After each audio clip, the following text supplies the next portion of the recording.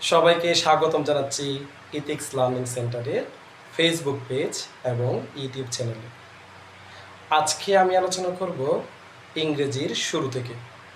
আমরা যারা আছি ইংলিশের মধ্যে একদম কিছুই পারি না, ইংলিশের বেসিকটা কি জানি না। প্রায় সময় দেখা যায় ইংলিশের বেসিক বলতে কি বোঝায় অনেকেই সেটাই ভালো করে জানে না। আমি আজকে এমন 8টি টপিক্সের নাম বলবো যে টপিক্সগুলো জানলে তুমি আর ইংলিশে দুর্বল থাকবে না। যে 8টি টপিক্স অবশ্যই সবার জানা প্রয়োজন ইংলিশে নিজেকে সবল করার জন্য। সেই 8টি টপিক্স হলো: 1 নম্বরে নাম্বার, 2 নম্বরে পার্সন, 3 নম্বরে জেন্ডার, 4 নম্বরে পার্টস অফ স্পিচ, 5 নম্বরে টেন্স, 6 নম্বরে ক্লাসিফিকেশন অফ ক্লজ, 7 নম্বরে ক্লাসিফিকেশন অফ ভার্ব এবং 8 নম্বরে ক্লাসিফিকেশন অফ সেন্টেন্স।